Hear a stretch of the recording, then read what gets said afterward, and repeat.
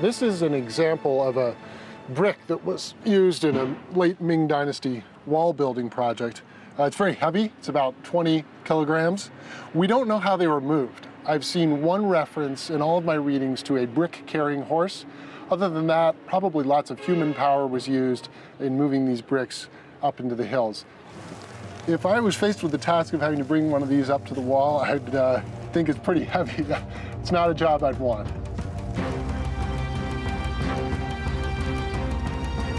Xi's plan calls for 3,000 towers, spaced every few hundred meters, along a wall 1,000 kilometers long, 10 meters high, and 3 meters wide. In some places, new towers are added to old sections of wall and the wall rebuilt. Elsewhere, solid turrets are replaced with open towers, a new wall built between. But always, the wall follows a strategic line across the tops of the mountains.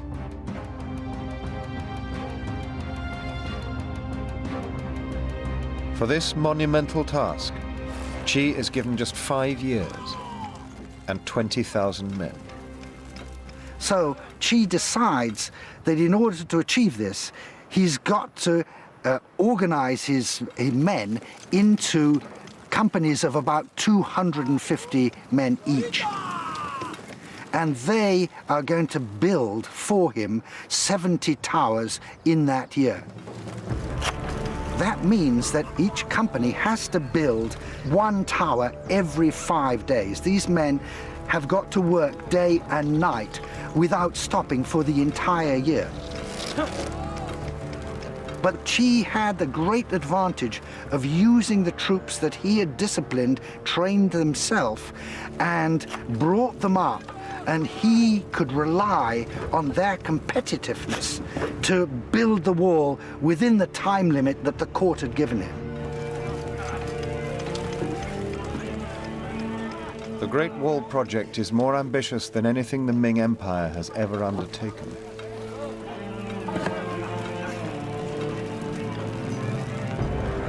By the late 1570s, it is consuming more than 3/4 of the government's income.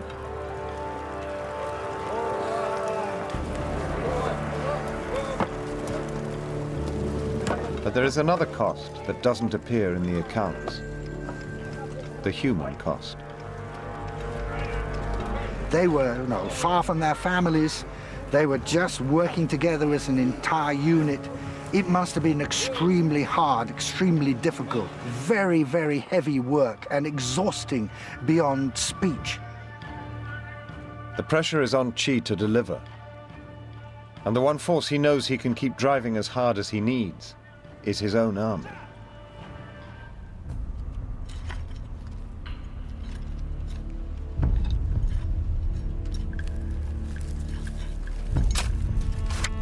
But there are limits. Malnutrition, exhaustion, and disease take their inevitable toll. And for those who die far from home, fellow workers become family. Scattering token money to pay for a friend's passage to the next world. To rest at last.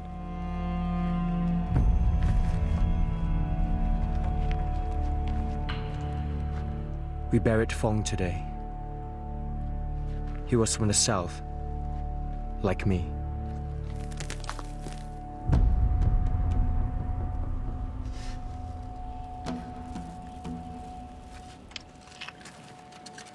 He had a family, somewhere. My love, we're so hungry and exhausted all the time. I sometimes think death would be a relief. But that would be a betrayal of you. So I carry on for your sake.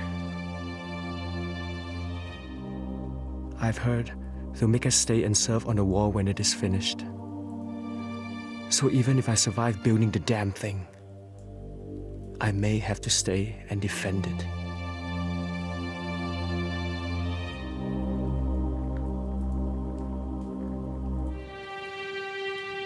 For centuries, workers like Gang Zhou have been the forgotten heroes of the wall. Who they were and where they came from has rarely been recorded. Histories of these men have been almost totally unknown until now.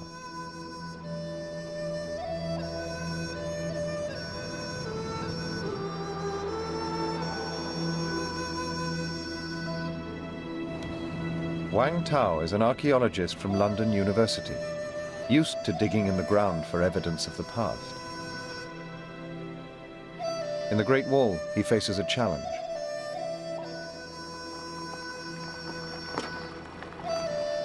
The most revealing insights are found not so much in the bricks as in the descendants of the people who laid them. And that is what he has come to find.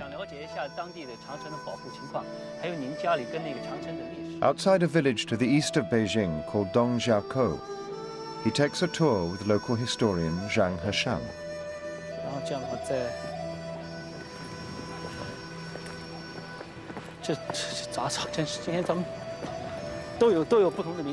Zhang takes Tao on a climb 1,000 meters up and 500 years back to the heart of the wall-building project.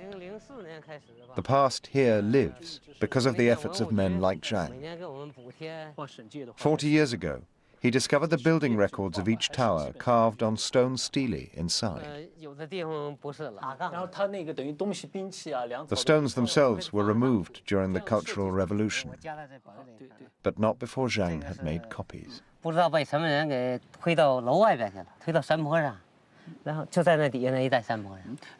most important stone stele was placed in one of these towers just over there, and the names of all the important officials who are involved in this construction are recorded here, including General Qi Jiguang. And on the back, there are all the names of the ordinary workers, builders, carpenters, all related to the reconstruction, and their descendants may actually live in a local village, become a part of the local history.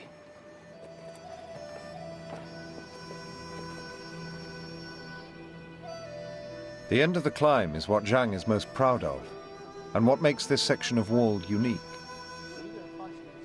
Every single tower in the district is named after a family in the village.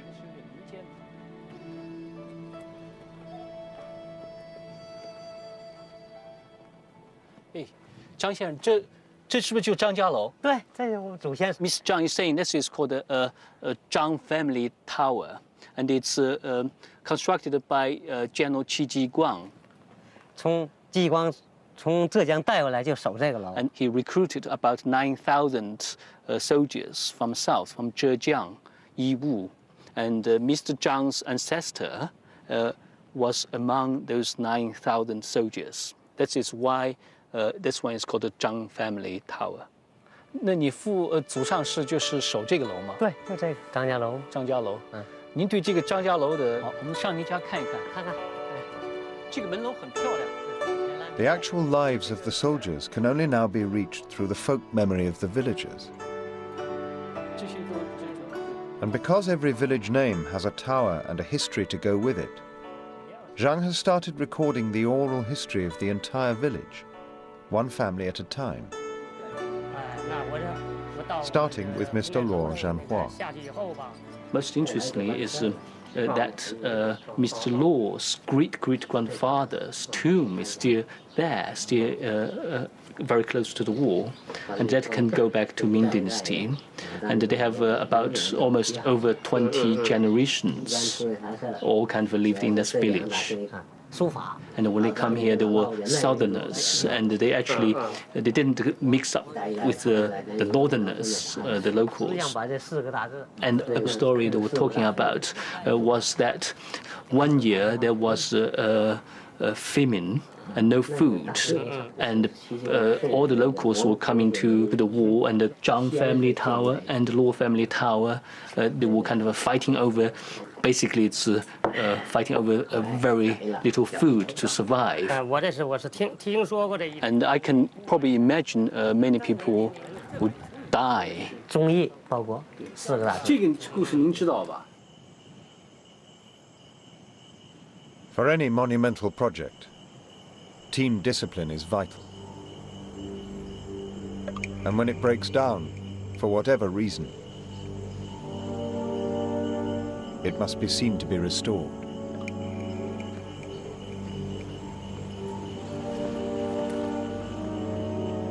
Examples, however painful, must be set. Master!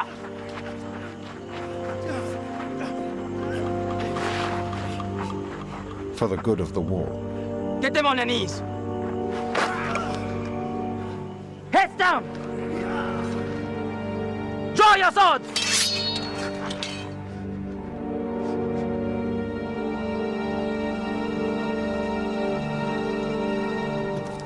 What's going on here? Why have you stopped working? Put down your swords!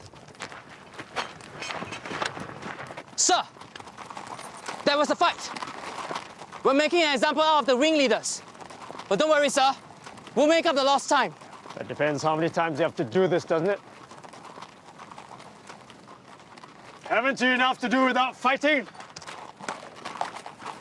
You. What's your excuse? We haven't got enough wood to go around. We're worked to death and treated like slaves. Is that what we are? No. You're my soldiers. Paid workers. All of you. We only get half of what we owed. What's the point of money when you're dead? You're working to protect the empire. Yes, there are hardships. But as a soldier, I am prepared to sacrifice myself, my life, to protect my home and my people. Those of you who have fought with me, you know that. You know what it means. There's no man here who would have died to protect our families and our homes. But they are 1,000 miles away. All we see is bricks and stones. This is not a battlefield. It is not even our home. This is just one long headstone for 1,000,000 graves. On his knees! Bring out your swords! Sir, on your command.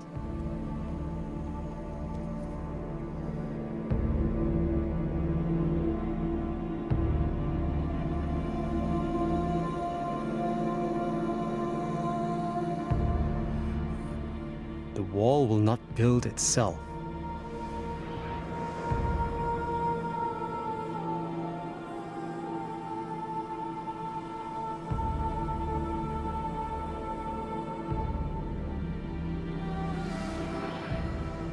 And it will not defend itself either.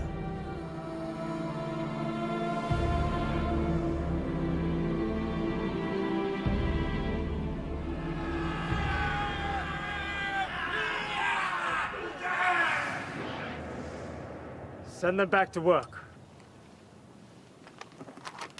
And get them some food from somewhere. I don't care where. Ja! Put down your swords!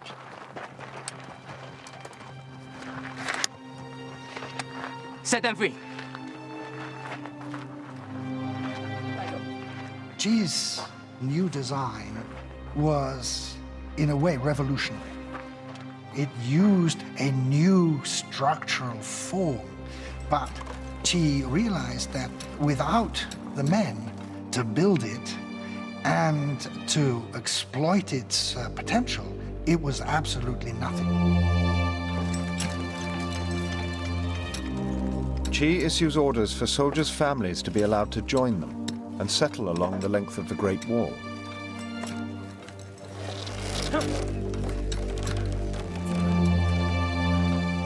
Having once turned farmers into soldiers, he returns those soldiers to the land to live, build, and fight for their homes. 94个，够长个，哦。The fact that men like Mr. Law are here shows the policy worked. But as Wang Tao discovers, its success owed much to the resilience and fortitude of the men themselves. At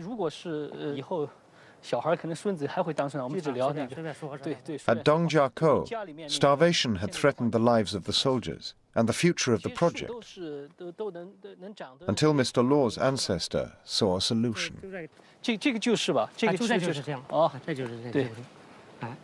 When his ancestor first arrived here, there was a food shortage, and people were fighting over a very little bit of food. And then they discovered the apricot trees. Mr. Law's ancestor and the other soldiers began to gather the wild apricots and for food, and later on they decided they want to plant them, so they gathered loads of them and then planted them all along the wall. And so as you can see now, the whole landscape and the whole mountain is full of apricot trees. And for Mr. Law's ancestor, the gesture he inspired not only averted starvation, but ensured the Law family would be here for centuries to come.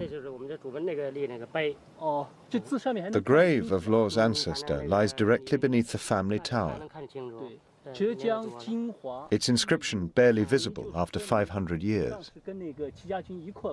But for Wang Tao, it's a chance to connect with an actual wall builder. This is extraordinary. It's Mr. Law's family or ancestral tomb. And the title here, it's actually say the important or highly important ancestor Lord Law was buried here. And obviously Mr. Law, his ancestor, was the garrison commander of this tower. That's why it's called a Law family tower. This is a family personal story, which I have never known. And then now, standing together with Mr. Law, the descendant of the soldier Law, close to Law family tower, I think it's just bring me really back to the whole history, and also the people who kind of, as part of war, and then I feel a kind of, I'm becoming part of as war as well. Today, the entire Law family comes to honor their illustrious ancestor with offerings for his spirit.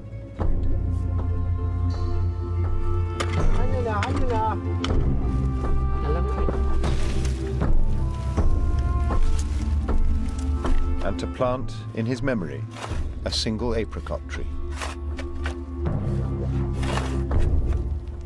A memorial to one soldier who helped build the Great Wall.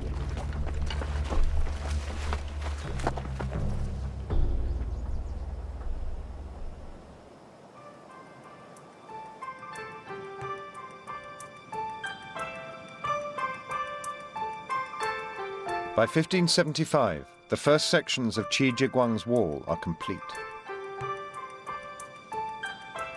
His dream is becoming a solid and impregnable reality.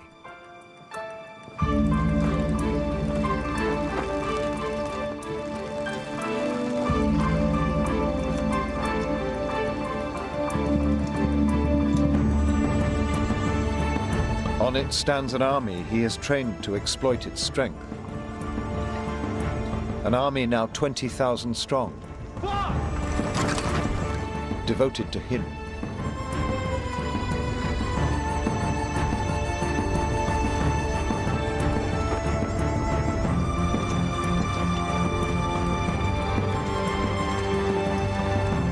The young soldier who once dreamed of serving the empire has now created its ultimate defense system.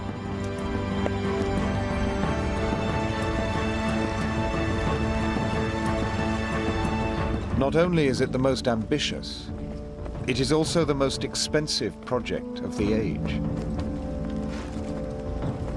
And with the hopes of an entire dynasty riding on its success, it had better work.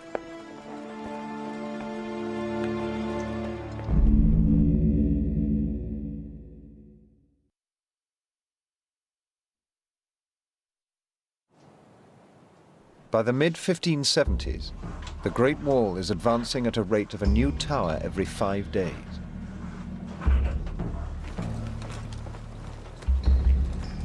Yet Qi Jiguang knows it will be tested by Mongol attack long before it is complete.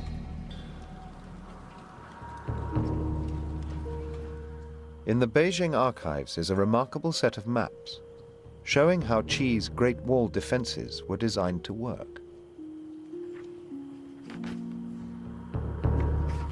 Out to the far northwest, you see a pass between two mountains through which the Mongols would normally trade or raid. Then you have a series of outward observation points. Then you have a series of beacon towers, signal towers, and they're on the top of a range of hills. Then you have the Great Wall with all the forts. Then behind that are the headquarters of the various brigades of Qi's soldiers. If there was an attack, they would march out to the Great Wall to defend it, or even go further.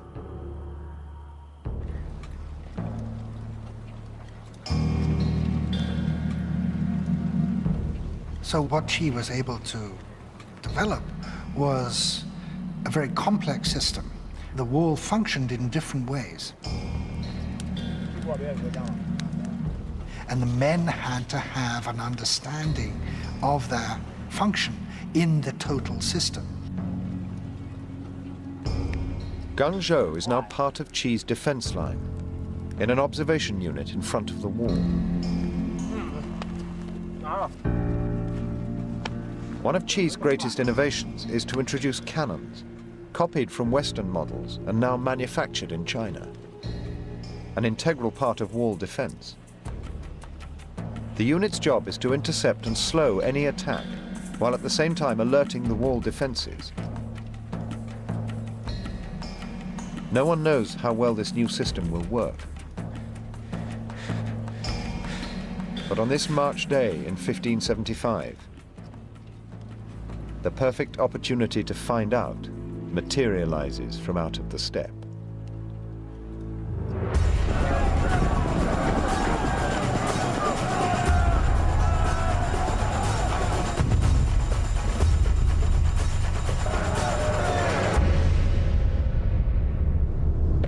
They're coming!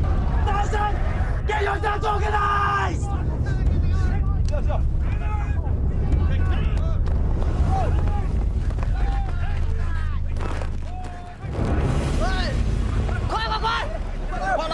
While Mongol raiders charge towards the outer defenses, on the wall, the alarm signal triggers a well-rehearsed response.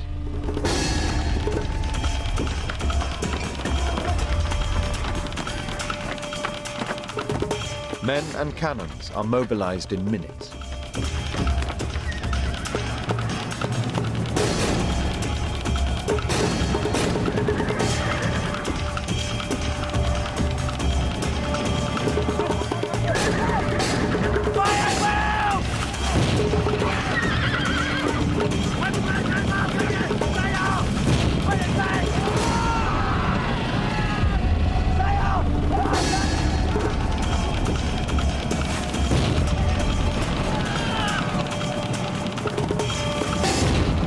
The job of advanced units is to try to slow the attack. But the Mongols keep their eyes on a bigger prize: settlements around the town of Dongjiakou, where Qi Jiguang himself happens to be stationed. Inside the wall, the warning system has alerted the main garrison, and a counterforce is mobilized. This is the moment of truth for Qi and the wall.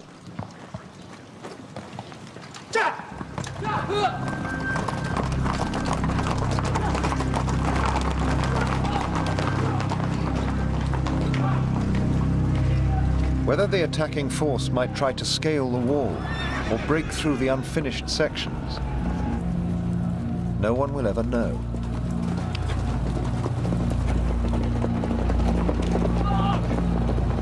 The historical records recount that Qi's force was able to meet the invaders beyond the wall. where his superior forces could be made to count.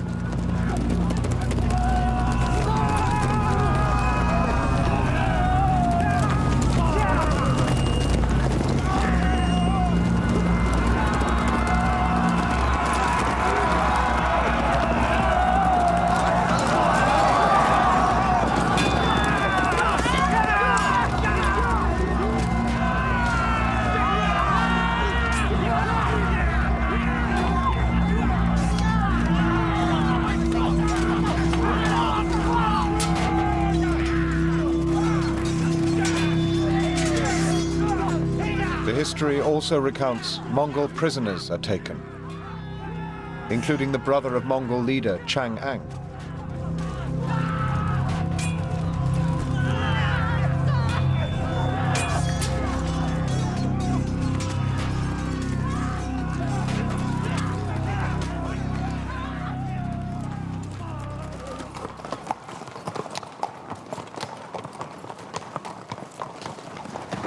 The Battle of Dongjiakou is won, and it is a defining moment for Qi Jiguang. He has proved that his Great Wall system works, with him at its head, inspiring the victory.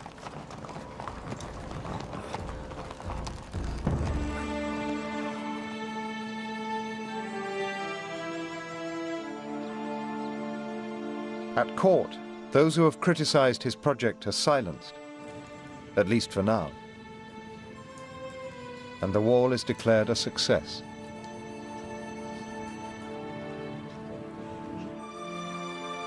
For his personal heroics, Qi is rewarded with 2 kilos of silver and the personal gratitude of the emperor. It's an encouraging start.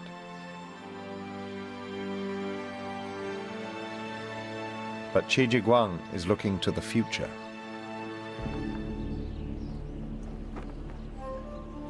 When his wall is finally complete, he will be the gatekeeper of the north.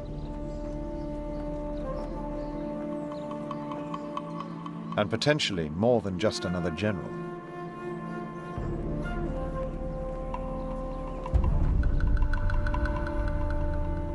A few days after the battle, a chance to play the role of statesman appears, in the shape of Mongol leader Chang Ang, returning to the wall to bargain for the release of his brother. Is he still alive? Yes.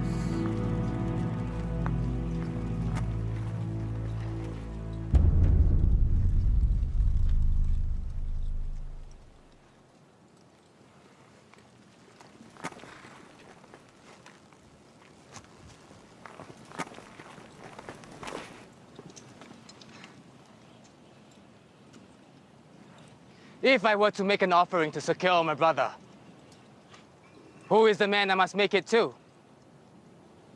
Is it the emperor? Through you? Or is it you? It's me. So what does it cost to get my brother back? Your brother can go free. If we can be free of you. If you can guarantee that we will no longer have to pursue you and run you down, then yes, you can have him.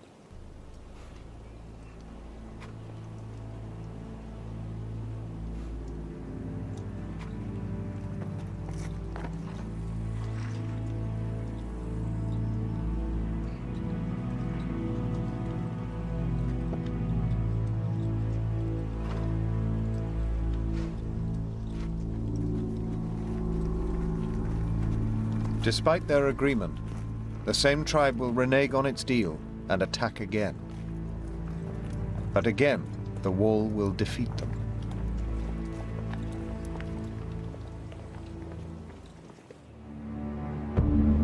Unbreakable, its brooding power sends a clear and unmistakable message that the Ming Empire can and will defend itself.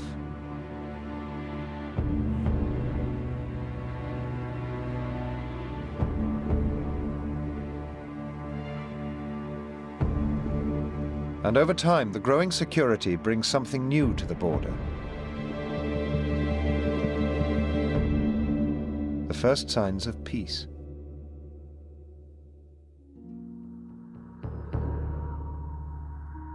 On some of the towers in Dongjiakou, there are the unmistakable marks of domesticity.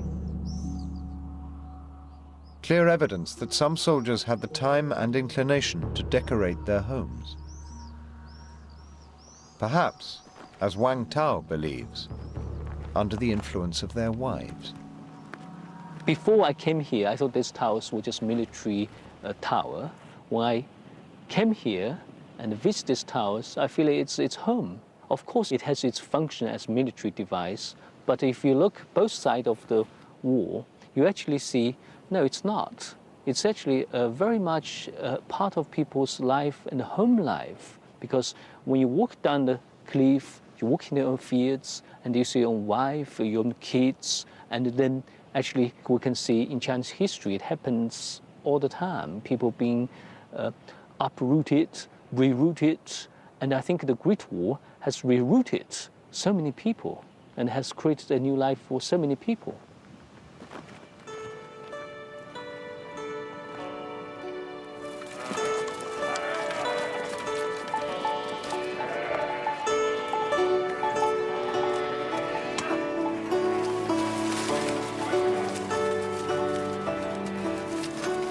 Guangzhou is now a senior member of Qi's garrison and has settled his family in the village below the wall, now part of a new and growing frontier population.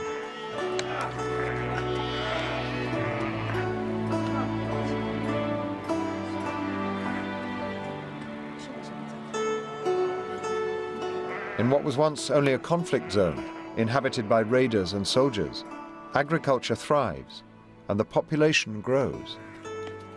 The peace dividend of the Great Wall.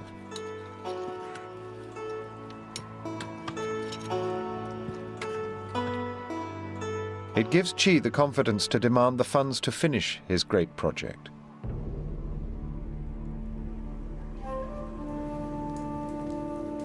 So far, only 1,200 of his originally planned 3,000 towers have been built. The wall will only continue to work, he warns the court, if he is allowed to complete it. However, in Beijing, the cost is already ringing alarm bells.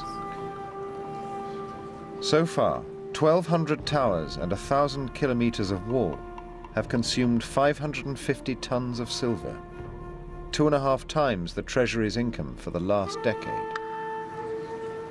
For many, it is proof that Qi's project was always overambitious. Basically, Qi had, in a sense, solved the problem.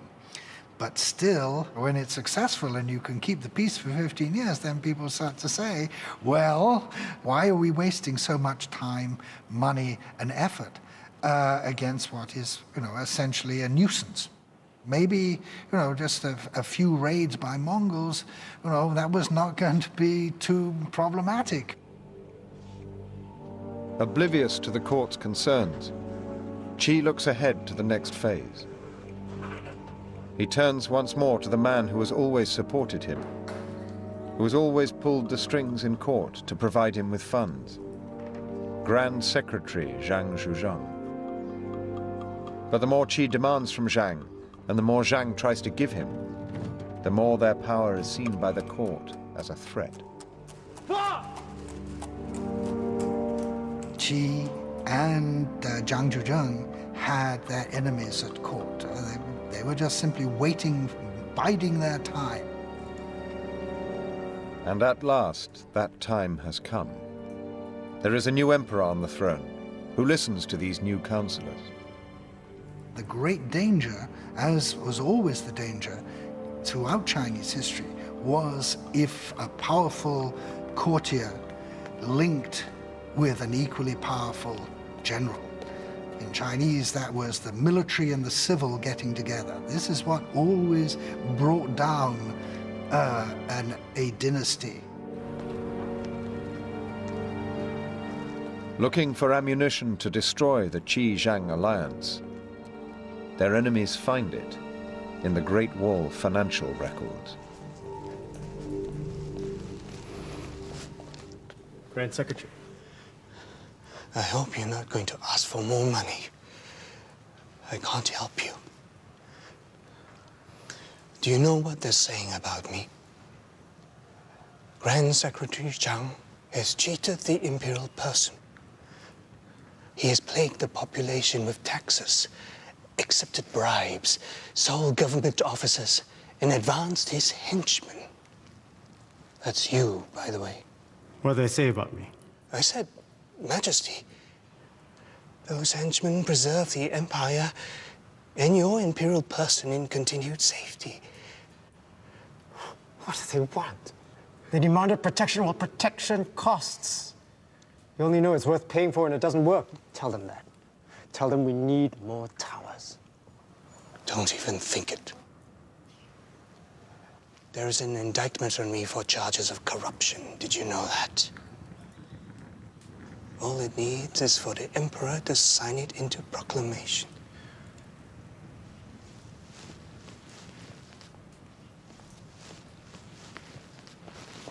And what am I supposed to do?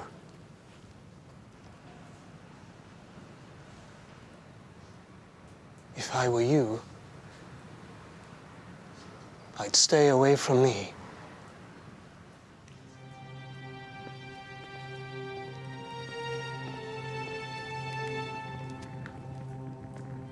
As the emperor's former tutor, Zhang is spared prosecution for the time being. But for the next few years, Qi's ally remains under attack. Until, worn down by the ceaseless strain, Zhang Zhuzheng dies. The partnership that built the wall is broken. Now, with his only political ally gone, Qi himself is open to attack. And the most effective weapon at his enemy's disposal is his alliance with Zhang.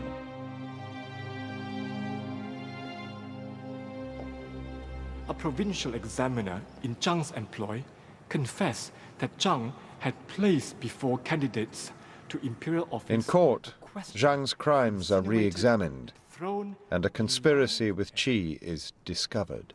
a clear attempt to create a suitable atmosphere for an impending takeover. Furthermore, and I quote, General Ji Jiguang is to make his army available. We can only surmise what for.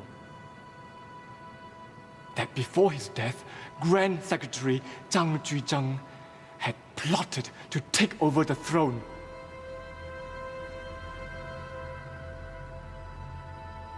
I find it hard to believe that my old tutor had the intention of usurping me from my throne. Yet, it is clear that he and Commander-in-Chief Qi Jiguang have had the capacity to do so. This is too ominous to be ignored. I mourn the loss of Grand Secretary Zhang, and can only assume that he has been blinded in his old age by the overwhelming ambition of Qi Jiguang. He has violated the divine principle of balance. We have had enough of Qi's demands. We have had enough of walls.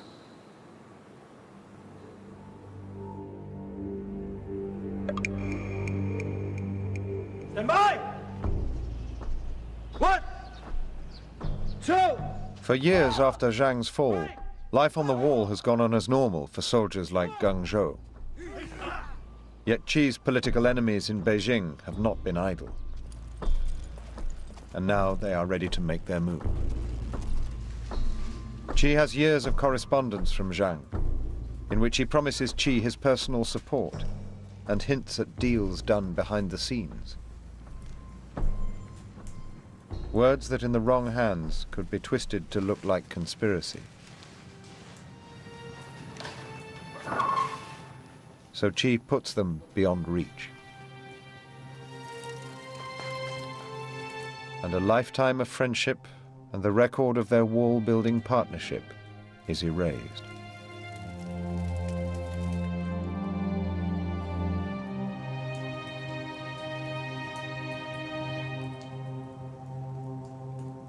It was Qi's ambition that drove him to build the wall for the sake of the empire. Get back to your first position. Yeah. Now the empire fears that ambition so much, it is ready to get rid of him. Yeah. Go. The only question that remains is how they will do it.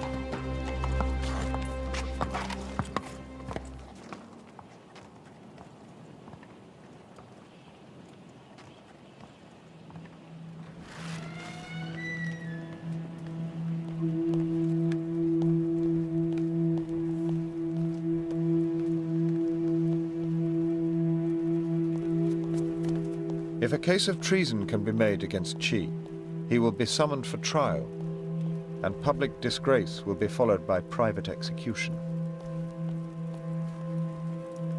But Qi is ready to defend his record.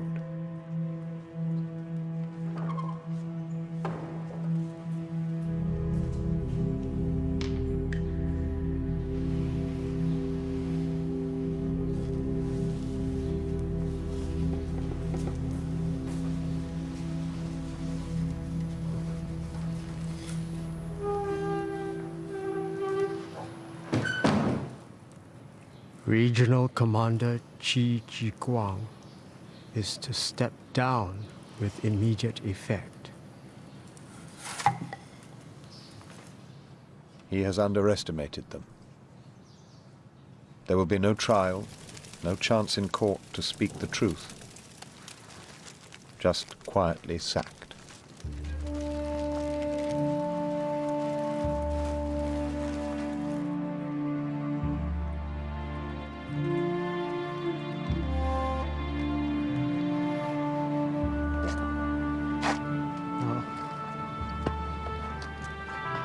Sure.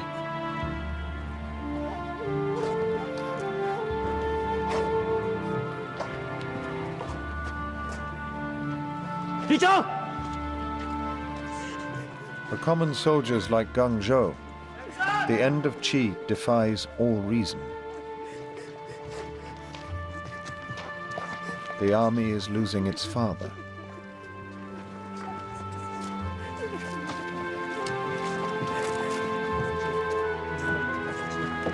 General. He doesn't remember me. The great captain is gone.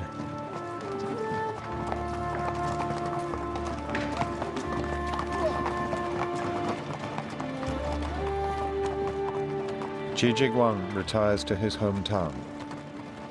Within the year, he is dead. He leaves behind 1,000 kilometers of Great Wall and towers, the most comprehensive defensive line in China's history. But still not finished as he intended, and with him no longer there to make it work. Qi Jiguang was the heart and soul of the wall. You needed a man with Qi's vision to use the wall not only as a static barrier, but as an offensive weapon against the Mongols. Once Qi was gone, then the Ming just retreated behind the walls.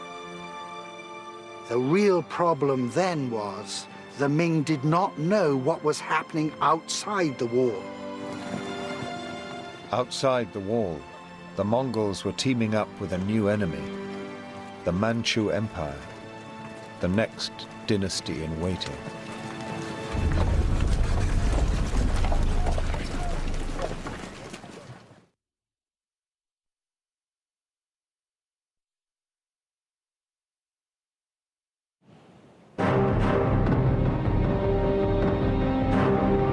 It is 1644, more than 50 years since the death of Qi Jiguang. The Great Wall system he built still stands. Yet behind it, the empire is crumbling, crippled by the weight of defense costs.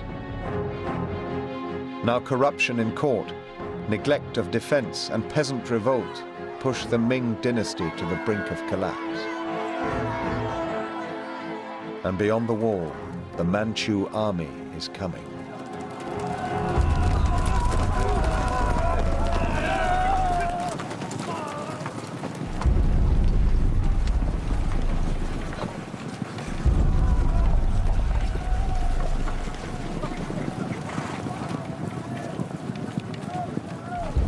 The Manchus were a much more organized and unified force than the Mongols. They moved in systematically. They launched raids on China in 1636 and 1638 as they moved in on the Chinese Empire.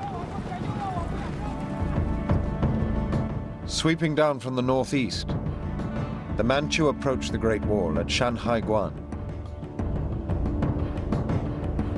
where historian David Spindler enters the town from the Chinese side, heading for the most fortified gate in the history of the wall, once called the first pass under heaven.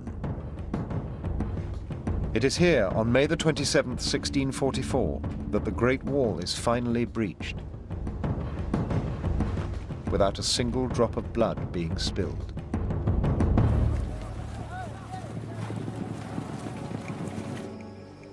On the same day, 500 kilometers west in Beijing, Emperor Chongzhen, the 16th Ming Emperor, leaves his palace for the first and last time in his life. His empire, riven with rebellion and corruption, is bankrupt. He is drunk. In the spring of 1644, the capital, Beijing, was taken over by a Chinese rebel leader. So at that time, the Chinese Empire was not a functioning entity. The country was really in collapse.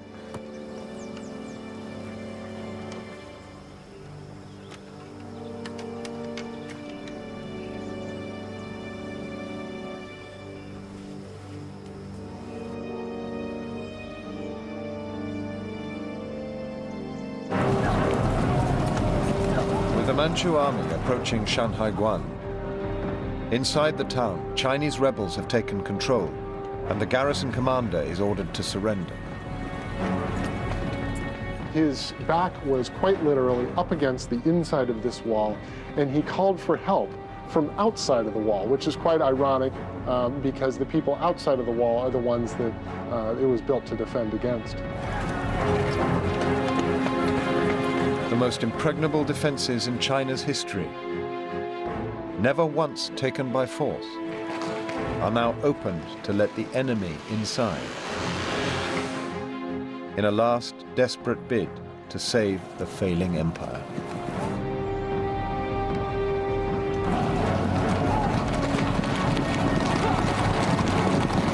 This is an exciting place to be because I know that this is where it happened.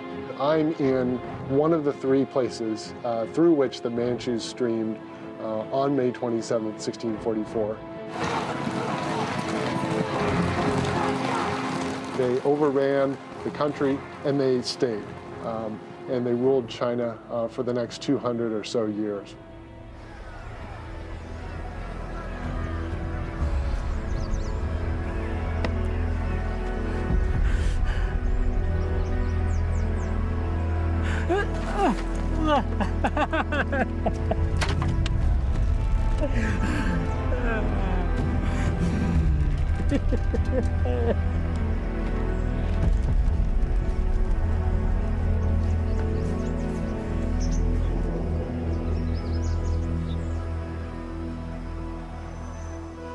As the Ming era closes, the Great Wall experiment closes with it. The coming centuries are marked by more outside threats. Yet this time invasions do not come overland from the north, but from the wider world across the oceans. And so for hundreds of years, the fabric of the wall decays. Today, the skeleton of the great dragon is all that remains of the beast that once lived. But its spirit lives on.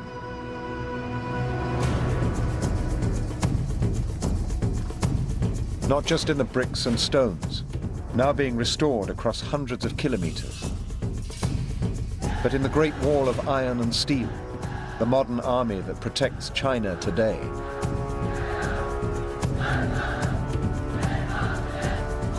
And ultimately, in the Chinese people themselves.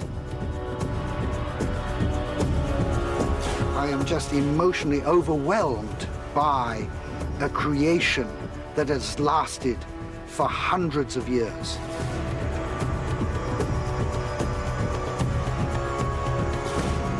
The Great Wall means so much to the Chinese people now.